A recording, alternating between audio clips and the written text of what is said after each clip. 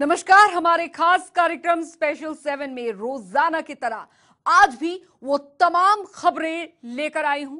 आपके होस्ट अंजलि भंडारी, जो कि आपको दिखाने जा रहे हैं। तो आज हम बात करेंगे ड्रैगन पर होगी सर्जिकल स्ट्राइक। निर्भय से डरेगा ड्रैगन और रूस से बड़ी डील, नहीं चलेगा चाइनीज माल। लग गई ना अरबों की चपत, देर कर दी बैन करते करते, और अलीबाबा का गड़बड़ झाला। इन तमाम मुद्दों पर आज स्पेशल 7 में बात होगी।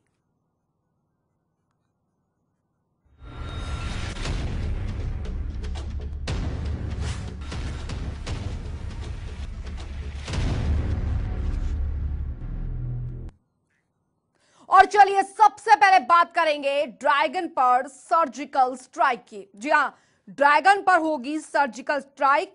सरहद पर चीन की चालबाजियों का फोर्सेस की तैनाती कर दी गई है। सूत्रों के मुताबिक पैरा स्पेशल फोर्स की यूनिट ने लद्दाख में अभ्यास भी शुरू कर दिया है। यह स्पेशल फोर्स ने 2017 में पाकिस्तान के खिलाफ सर्जिकल स्ट्राइक को भी अंजाम दे चुकी है। रिपोर्ट देखिए आप।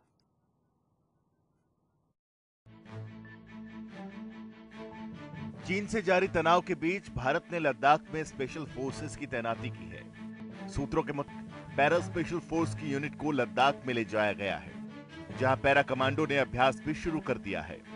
आपको बता दें कि इसी स्पेशल फोर्स ने 2017 में पाकिस्तान के खिलाफ की गई सर्जिकल स्ट्राइक में अहम भूमिका निभाई थी। जानकारों के मुताबिक अगर जरूरत पड़ी तो उनका इस्तेमाल चीन के खिलाफ भी किया जा सकता है। देखिए, जो ये पैरा कमांडो स्पेशल फोर्सेस का जो इंडक्शन है लद्दाख सेक्टर में, ये बहुत बड़ा मूव है। और ये वही फोर्सेस हैं जिन्होंने सर्जिकल स्ट्राइक किया था, और इनके पास ये कैपेबिलिटीज़ हैं कि ये कमांडो एक्शन से दुश्मन के रियर एरियाज़ में जाके या दुश्मन की जो एनिमी लाइंस हैं या उसके पीछे जाके ऐसे हमले कर सकती हैं, रेड्स कर सकती हैं, एम्बुश कर सकती हैं, और जो दुश्मन की सेना है उसको कट ऑफ कर सकती हैं, या उनके जो सीनियर कमांडर्स हैं उनका ख़ात्मा कर सकती हैं। तो इस तरह की जो ट्रुप डिप्लॉयमेंट है ये बहुत अच्छी है, और ये स्पेशलाइज्ड ऑपरेशंस के माहिर होते हैं, और इनका इस एरिया में काफ़ी ऑपरेशंस जो कैपेबिलिटीज़ हैं वो बड़ी अच्छी होती हैं।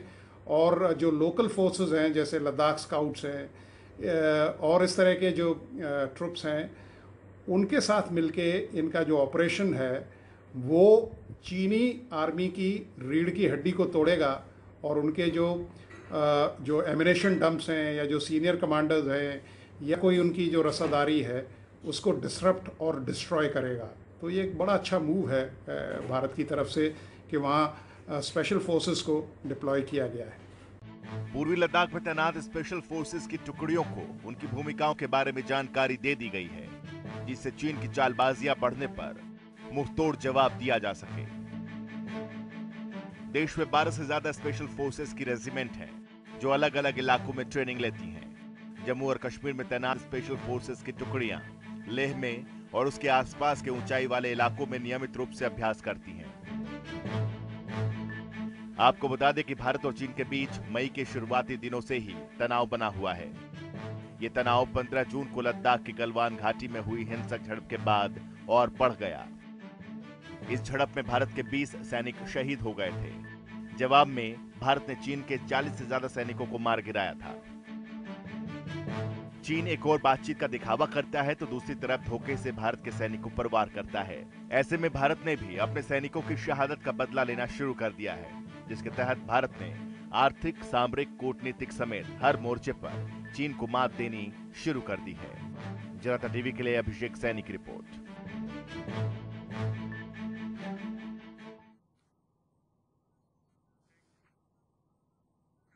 तो सेना को और ताकतवर बनाने के लिए रक्षा खरीद परिषद ने बड़े फैसले लिए हैं।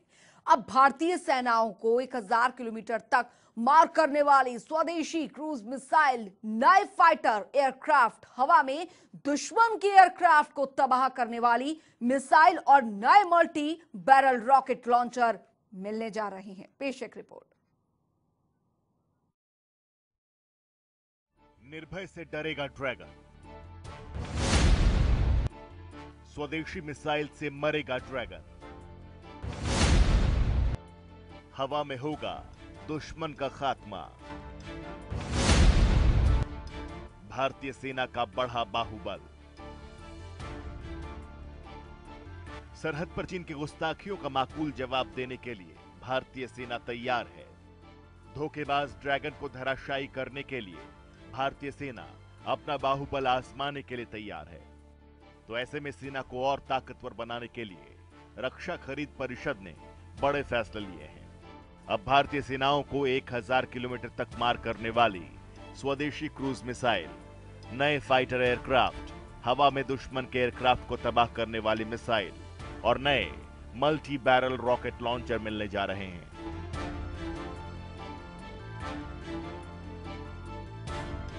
रक्षा मंत्री राजनाथ सिंह की अध्यक्षता में हुई बैठक में कुल 38,900 करोड़ के प्रपोजल को मंजूरी दी गई। इसी के साथ भारत की पहली लॉन्ग रेंज क्रूज मिसाइल निर्भय के निर्माण के लिए रास्ता भी साफ हो गया। रक्षा खरीद परिषद ने निर्भय सहित कई अन्य स्वदेशी रक्षा उत्पादों के लिए 20,400 करोड़ रुपए मंजूर किए हैं। एक नजर निर्भय की खासियत पर। स्वदेशी क्रूज मिसाइल निर्भय पहली लंबी दूरी की क्रूज मिसाइल है। निर्भय की 1000 किलोमीटर मारक क्षमता है। दुश्मनों के लिए काल बनेगी निर्भय क्रूज मिसाइल।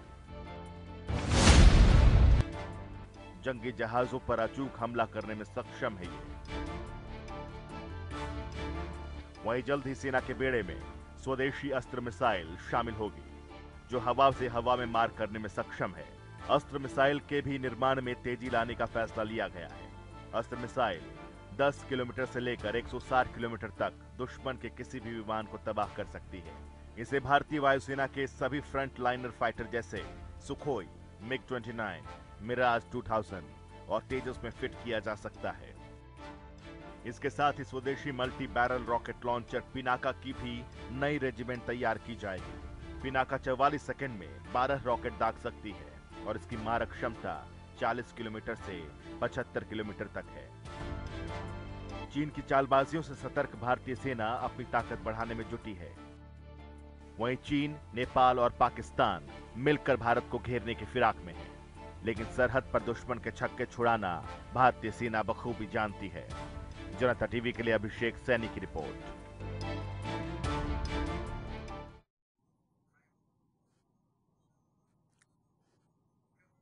और चलिए अब बात करेंगे रूस से भारत की हुई बड़ी डील के बारे में। रक्षा अधिग्रहण परिषद की बैठक में रूस 21 मिग-29 और 12 सुखोई लड़ाकू विमानों की खरीद के प्रस्ताव को मंजूरी दे दी गई है, जिससे अब भारतीय सेना की ताकत चौगुनी हो गई है। रिपोर्ट देखिए आप। भारत चीन सीमा पर तनाव के बीच मोदी सरकार ने देश की सैन्य ताकत को मजबूत करने के लिए बड़ा कदम उठाया है। रक्षा अधिग्रहण परिषद यानी कि DAC ने लड़ाकू विमानों और हथियारों की खरीद के प्रस्ताव को मंजूरी दे दी है। रक्षा अधिग्रहण परिषद की बैठक में 21 मिग-29 और 12 सुखोई लड़ाकू विमानों की खरीद के प्रस्ताव को मंजूरी दे दी गई है। इसके साथ ही 59 मिग-29 लड़ाकू विमानों के अपग्रेडेशन की भी मंजूरी दी गई है। भारतीय सेना की ताकत होगी चौगुनी। रूस से खरीदे जाएंगे मिग-29 लड़ाकू विमान। मिग-21 लड़ाकू विमानों का होगा अपग्रेडेशन। अपग्रेडेशन पर खर्च होंगे 7,418 करोड़ रुपए। HAL से खरीदे जाएंगे 12 सुखोई लड़ाकू विमान। सुखोई की खरीद पर खर्च होंगे 10,730 करोड़ रुपए। चीन से तनाव के बीच रक्षा अधिग्रहण परिषद ने 38,900 करोड़ रुपए की खरीद को भी मंजूरी देने का बेहद अहम फैसला लिया है, क्योंकि इस फैसले से भारतीय रक्षा तंत्र और मजबूत होगा, जिससे चीन को सबक बड़े ही आराम से सिखाया जा सकेगा। डिफेंस एक्विजिशन काउंसिल ने जो करीब 40,000 करोड़ रुपए की जो सैंक्शन दी है, ये एक अच्छा स्टेप है और इससे जो भारतीय सेना की जो इक्विपमेंट डेफिशिएंसीज हैं या जो हथियारों का जो कमी है उसको पूरा किया जाएगा, जिसके अंतर्गत कुछ MiG-21 और सुखोई विमान खरीदे जाएंगे। जो MiG-21 का अपग्रेडेशन है वो एक निहायती ज़रूरी स्टेप है, क्योंकि कुछ जो फ्लाइंग प्लेटफॉर्म्स हैं वो काफ़ी पुराने हो चुके हैं और उन्होंने अपना जो फ्लाइंग आवर्स हैं वो पूरे कर चुके हैं और उनका जो ओवरऑल या अपग्रेडेशन बहुत लाजमी है। तो ये गवर्नमेंट का फैसला निहायती ज़रूरी है और इससे हमारी जो सामरिक शक्ति है वो बढ़ेगी और जो हमारी स्क्वाड्रन्स हैं जिनकी संख्या करीब 42 होनी चाहिए, वो जो घटकर अब करीब 30 के करीब हो गई है, तो उसमें काफ़ी इजाफा होगा। क्योंकि अगर हमारी जो नफरी है या जो न्यूमेरिकल स्ट्रेंथ है एयरक्राफ्ट्स की, अगर वो कम रहती है और हमारे पास अगर 4th या 4.5 जनरेशन के हवाई जहाज आते हैं तो उस कमी को हम पूरा कर सकते हैं। तो गवर्नमेंट का ये फैसला जो DAC द्वारा ये निर्णय लिया जाना कि अब हम इन वेपन प्लेटफॉर्म्स को ख़रीदेंगे, एक बहुत अहम स्टेप है और इससे हमारी जो सामरिक शक्ति है उसमें बड़ी बढ़ोतरी होगी और हमारे ट्रुप्स और जवानों का भी मनोबल ऊंचा होगा। भारतीय सेना की बढ़ी ताकत से चीन सदमे में आता नजर आ रहा है। चीन जानता है युद्ध हुआ तो भारत को हराना मुश्किल ही नहीं, नामुमकिन है। तो इसलिए चीन चालबाजी, मक्कारी, धोखेबाजी के हथकंडे अपना रहा है।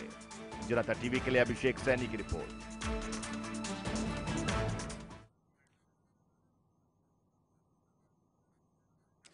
तो दिल्ली हाई कोर्ट ने ministry of commerce and industry समेत e commerce website Amazon, Flipkart, Snapdeal समेत बाकी कई कंपनियों को नोटिस जारी किया है, जिसमें कहा यह गया है कि सभी ई कॉमर्स वेबसाइट्स इंडिया में बने प्रोडक्ट्स की बिक्री को बढ़ाने के लिए ई कॉमर्स वेबसाइट अपनी साइट पर प्रोडक्ट्स के बारे में पूरी जानकारी देगी। आप ये रिपोर्ट देखिए। चीन पर भारतीय प्रहार इतनी जल्दी थमने वाले नहीं हैं, क्योंकि चीन ने जो गुस्ताखी की है वो माफी के लायक नहीं है, तो सजा भी लाजमी है। ऐसे में दिल्ली हाईकोर्ट ने ministry of commerce and industry समेत e commerce website Amazon, Flipkart, Snapdeal समेत बाकी कई कंपनियों को नोटिस जारी किया है, जिसमें कहा गया है कि सभी ई कॉमर्स वेबसाइट्स इंडिया में बने प्रोडक्ट्स की बिक्री को बढ़ाने के लिए ई कॉमर्स वेबसाइट अपनी साइट पर प्रोडक्ट्स के बारे में पूरी जानकारी दें, जिससे खरीदार को पता चले कि कौन सा प्रोडक्ट किस देश में बना है। इससे इंडिया में बने प्रोडक्ट्स की बिक्री बढ़ेगी। एक जनहित याचिका की सुनवाई करते हुए दिल्ली हाईकोर्ट ने केंद्र और तमाम ई कॉमर्स वेबसाइट्स को नोटिस जारी कर अपना पक्ष रखने के लिए कहा है। वहीं कुछ दिन पहले केंद्र सरकार के अधिकारियों ने अमेजन और फ्लिपकार्ट के अधिकारियों से मुलाकात की थी और उन्हें अपने यहां बिकने वाले उत्पादों पर उस देश का टैग लगाने को कहा था जहां वो बनी हो, जिस पर सहमति भी बनी थी, जिसके तहत चीनी उत्पादों की पहचान करना अहम कदम साबित होगा, क्योंकि भारत सरकार आत्मनिर्भर अर्थव्यवस्था के विचार को बढ़ावा देना चाहती है। वहीं अब बताते हैं कि भारत की कितनी कंपनियों में चीन का पैसा लगा है, क्योंकि चीनी माल हो या चीनी पैसा भारत में अब चलेगा नहीं। स्नैपडील में चीन का 5,289 करोड़ रुपए लगा है। ओला में 3,778 करोड़ रुपए लगा है। स्विगी में भी चीन का 3,778 करोड़ रुपए लगा है। पेटीएम में चीन का 3,022 करोड़ रुपए लगा है। बिग बास्केट में चीन ने 1,889 करोड़ रुपए इन्वेस्ट किए हैं। जोमेटो में 1,511 करोड़ रुपए चीन ने निवेश किए हैं। जबकि पेटीएम मॉल में चीन ने 1133 करोड़ रुपए इन्वेस्ट किए हैं। इन आंकड़ों से आप ये अंदाजा लगा सकते हैं कि भारत की अर्थव्यवस्था में चीन का हस्तक्षेप किस तरीके से बढ़ा है और कितनी सोची समझी साजिश के तहत भारतीय कंपनियों में चीन ने अपना पैसा डाला है। खैर, चीन की दगाबाजियों का माकूल जवाब जरूरी है, इसलिए भारत सरकार ने ठानी है और चीनियों को याद दिलानी नानी है। जनता टीवी के लिए अभिषेक सैनी की रिपोर्ट।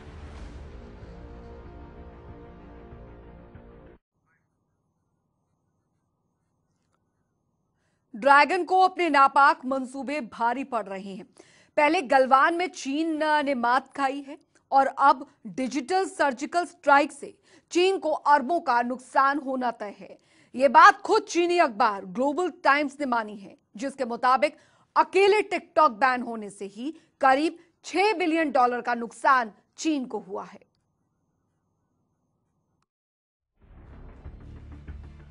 भारतीय सीमा में घुसने के चीनी सेना के नापाक मंसूबे ड्रैगन पर ही भारी पड़ते दिख रहे हैं। पहले तो गलवान घाटी में चीनी सैनिकों ने भारतीय जवानों के हाथों मात खाई और अब चीनी ऐप्स को बैन करने के भारत सरकार के फैसले से चीनी कंपनियों का भारी नुकसान होना तय है। भारत सरकार ने हाल ही में चीन के 59 ऐप्स को बैन कर दिया। इस फैसले के बाद अब चीनी कंपनियों को अरबों का नुकसान होने जा रहा है। सिर्फ टिकटॉक के बैन होने से ही चीनी कंपनी को $6 बिलियन यानी करीब 45,000 करोड़ रुपए का नुकसान होगा। ये बात खुद चीनी सरकार के मुखपत्र ग्लोबल टाइम्स ने मानी है। ग्लोबल टाइम्स ने एक ट्वीट कर कहा है, भारत चीन सीमा पर जारी तनाव के बाद भारत सरकार की ओर से टिकटॉक समेत 59 चाइनीज एप्लीकेशन को बैन कर देने के बाद टिकटॉक की मूल कंपनी बाइटडांस को $6 बिलियन का नुकसान हो सकता है। आपको बता दें कि टिकटॉक भारत में खासा लोकप्रिय शॉर्ट वीडियो ऐप था। टिकटॉक इस्तेमाल करने वाले टॉप देशों में भारत शामिल था। भारत में टिकटॉक के करीब 20 करोड़ यूजर्स थे। वहीं भारत सरकार के इस फैसले को अमेरिका ने भी समर्थन दिया है। भारत सरकार के 59 चाइनीज एप्लीकेशन को बैन करने से चीन को आर्थिक नुकसान पहुंचा है और चीन ये बात अच्छी तरह से जानता है। चीन के सरकारी अखबार ग्लोबल टाइम्स ने ये माना भी है। मसलन चीन को अपनी चालबाजियों का खामियाजा उठाना पड़ रहा है और शायद उठाना आगे भी पड़ता रहे। जनता टीवी के लिए अभिषेक सैनी की रिपोर्ट।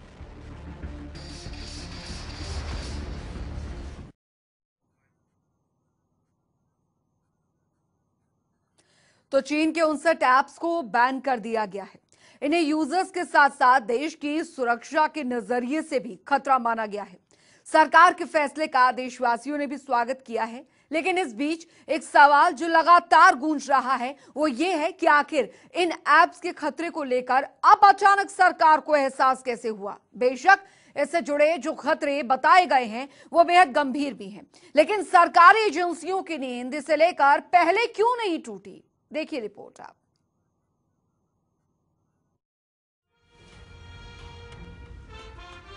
चीन एक अरसे से भारत की रग रग में समाया हुआ है। सुई से लेकर बड़े बड़े औद्योगिक उपकरणों तक, कृषि औजारों से लेकर घरों में लगने वाले बिजली के छोटे छोटे सामानों तक, यहाँ तक कि आपके शर्ट के बटन्स, बच्चों के खिलौने, बैग्स में लगने वाले चेन और वो मोबाइल फोन जो आपके जीवन का जरूरी अंग सा बन गया है, उस तक में ऐप बनकर चीन घुसा बैठा है। यानी हमारे दैनिक जीवन में चीन एक सस्ता और किफायती आदत बनकर समाया हुआ है। लेकिन जिस सस्ते की चाहत में हम भारतीयों ने चीन पर अपनी निर्भरता बढ़ाई, वो सरहदों पर हमें उतनी ही महंगी पड़ती रही है। मोबाइल फोन्स में चीनी ऐप्स इसी तरह के एक अनजान संकट की तरह अपनी जगह बनाए बैठे हुए थे, जिससे आम लोग बेशक अनजान थे, लेकिन इस बात का एहसास हमारे धुरंधर साइबर एक्सपर्ट्स के साथ इस सेक्टर को डील करने वाले महकमे को भी जरूर अच्छी तरह से मालूम होगा। लेकिन हैरत है कि इस खतरे का एहसास होने के बावजूद वो कड़ाई पहले नहीं बरती गई। हालांकि गलवान में भारत चीन के बीच हुई हिंसक झड़प के बाद सरकार ने एक बड़ा फैसला करते हुए 59 चाइनीज ऐप्स को ब्लॉक कर दिया। इसके पीछे 7 बड़े कारण गिनाए गए, जिसमें सबसे पहला और बड़ा कारण भारत की सुरक्षा और संप्रभुता को खतरा माना गया है। इससे 130 करोड़ भारतीयों की प्राइवेसी और डेटा के लिए खतरा बताया गया है, जिसे लेकर शिकायतें भी मिलती रही हैं। इतना ही नहीं, इन ऐप्स के यूजर का डेटा चोरी कर भारत से बाहर मौजूद सर्वर पर भेजा जा रहा था, जिसके खतरे को भांपते हुए Indian cyber crime coordination centre ने इन्हें बैन करने की सिफारिश की थी। ये जो 59 चाइनीज ऐप्स बैन किए गए हैं या ब्लॉक किए गए हैं, मुख्य कारण ब्लॉकिंग का ये था कि कहीं ना कहीं भारत की प्रभुता, अखंडता और सुरक्षा को नकारात्मक रूप से प्रभावित करने की कोशिश कर रहे थे। एक्चुअली ऐप्स कहीं ना कहीं भारत के अंदर इन्फिल्ट्रेट कर रहे थे, भारतीय जनता को, जनता जनार्दन को टारगेट कर रहे थे, उनसे अनाप शनाप किस्म की परमिशंस मांग रहे थे। और क्योंकि अधिकांश लोगों को इन परमिशंस का कानूनी महत्व मालूम नहीं था, वो परमिशन से अनुमतियां दे रहे थे और उन अनुमतियों के तत्पश्चात ये तमाम सारे ऐप्स लोगों का बहुत सारा डेटा एकत्रित कर रहे थे, एकत्रण करके उसको बाहर भेज रहे थे भारत के, ताकि वो चीन पहुंचे और चीनी राष्ट्रीय साइबर सुरक्षा कानून के तहत चीनी अधिकारी या चीनी सरकार इस तरह की जानकारी मांग सकती है। तो कहीं ना कहीं इस तरह की जानकारी का इस्तेमाल भारत के विरुद्ध हो सकता है।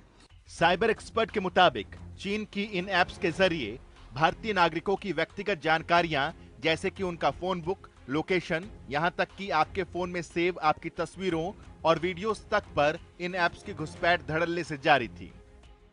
अगर ऐप आपसे आपकी लोकेशन मांगती है, आपसे आपकी गैलरी, कैमरे का एक्सेस मांगती है, माइक्रोफोन का एक्सेस मांगती है, तो आपको आभास होना चाहिए कि ये जानकारी का इस्तेमाल आपके बरखिलाफ किया जा सकता है। कारण ये है कि ये सेंसिटिव पर्सनल जानकारी है और अधिकांश तौर पर हम लोग इसी कानूनी महत्व को नहीं पहचानते जब हम ये परमिशंस देते हैं। अगर ये आपके कैमरे का एक्सेस ले लेते हैं तो ये कैमरे में जो कुछ भी नजर आ रहा है 24 घंटे, वो उसको मॉनिटर कर सकते हैं और उस जानकारी को भारत के बाहर चीन भेज सकते हैं।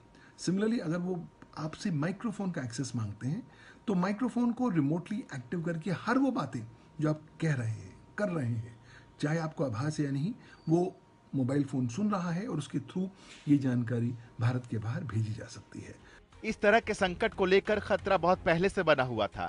साइबर वर्ल्ड में चीन की जबरदस्त पकड़ और भारत जैसी घनी आबादी वाले देश में अपना मार्केट बनाने की रणनीति के साथ उतरे चीन ने धीरे धीरे भारत के लोगों को अपनी गिरफ्त में लेना शुरू कर दिया और उन्हें इन ऐप्स का आदी बनाया। लेकिन सवालों के दायरे में अब सरकार खुद है, क्योंकि Indian cyber crime coordination centre जैसी इकाइयों को खतरे की जानकारी जरूर रही होगी। और अगर ऐसा था तो समय रहते कोई माकूल एक्शन क्यों नहीं लिया गया और क्यों इन ऐप्स के एवज में भारत की सुरक्षा को दांव पर लगाया जाता रहा? ये तभी क्यों याद आया जब गलवान में भारत चीन का टकराव हुआ। जनता टीवी के लिए राम विश्वकर्मा की रिपोर्ट।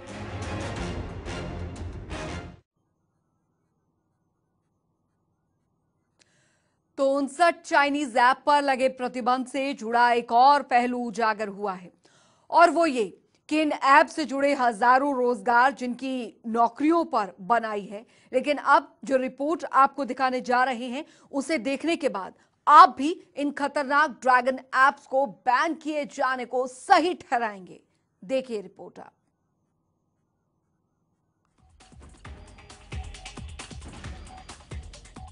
भारत ने 59 चाइनीज ऐप्स पर प्रतिबंध लगा दिया है, जिसे लेकर लगभग पूरा देश एक सुर में इस फैसले का स्वागत करता हुआ सुनाई दे रहा है। लेकिन इसका एक ऐसा पहलू भी है जिस पर शायद ही आपका ध्यान गया हो। दरअसल जिन 59 चाइनीज ऐप्स पर प्रतिबंध लगाया गया है वो भारत में रोजगार का भी एक बड़ा जरिया रहा है। लेकिन सरकार के इस तरह के बड़े फैसले के पीछे कारण भी बहुत बड़े हैं। अब आपको हम जो बताने जा रहे हैं उसे सुनने के बाद आप भी चौंक पड़ेंगे। जी हां, सरकारी एजेंसियों की नाक के नीचे चीनी उद्योगपति अलीबाबा ऐसी करतूत को अंजाम दिए जा रहा था जो सरासर गैर कानूनी थे। दरअसल यूसी ब्राउजर ने साल 2017 में train ticket booking app launch की घोषणा की थी, जिसकी जानकारी उसने अपने हजारों कर्मचारियों को मेल के जरिए साझा की थी। इसमें सबसे ज्यादा चौंकाने वाली बात यह है कि इस सिलसिले में आरटीआई के जरिए मांगी गई जानकारी में खुद आईआरसीटीसी ने इस बात को स्वीकार किया कि चीनी उद्योगपति अलीबाबा की कंपनी को कोई भी ऐसी परमिशन नहीं दी गई है।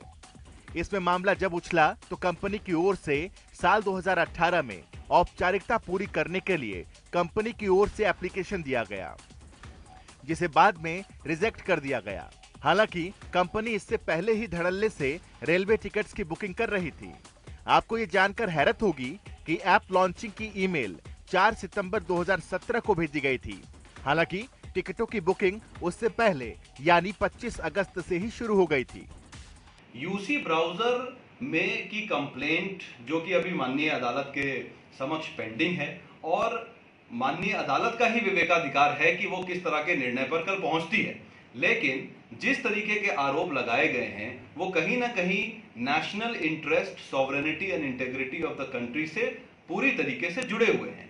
खुद गवर्नमेंट ऑफ इंडिया का सर्कुलर था 2017 का, जो कि हमने कोर्ट में भी प्रोड्यूस किया, जिसमें कि साफ तौर पे गवर्नमेंट ऑफ इंडिया ने ये बोला था कि use of this browser is detrimental for the armed forces, और आर्म्ड फोर्सेस पर्सनल को ये बात भी एडवाइस की गई थी कि वो इस तरीके की एप्स को डिलीट करें और अपने फोन को फॉर्मेट करें।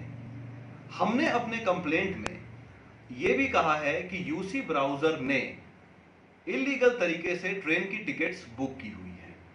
आईआरसीटीसी से जब हमने इस पे आरटीआई के माध्यम से जवाब मांगा तो आईआरसीटीसी ने भी इस बात का खुलासा किया कि इस तरीके का कोई भी ऑथराइज्ड एक्सेस इनको नहीं दिया गया है। ये मामला जब कोर्ट में पहुंचा तो इसके तमाम पहलुओं को देखने के बाद दिल्ली के पटियाला हाउस कोर्ट ने अपने ऑर्डर की कॉपी में साफ साफ टिप्पणी करते हुए लिखा कि शिकायतकर्ता के पास पर्याप्त सबूत हैं जिनके आधार पर यह माना जाता है कि अपराध हुआ है। कोर्ट की इस तरह की टिप्पणी अपने आप में यह जाहिर करता है कि किस तरह से चाइनीज कंपनियां भारतीय कानून और यहां के नियमों की धज्जियां उड़ाते हैं, खुद को भारतीय जनता के बीच स्थापित करने की जुगत लगाती रही हैं। जाहिर है वो इसके लिए किसी भी हद तक उतर सकते हैं। ऐसे में उन पर लगाम कसने की पुरजोर जरूरत भी थी। इसके लिए हमें बेशक थोड़ा धक्का सहना पड़े, लेकिन देश की सुरक्षा से जुड़े मसले पर हर भारतीय एक सुर में सरकार के फैसले के साथ खड़ा है। जनता टीवी के लिए राम विश्वकर्मा की रिपोर्ट।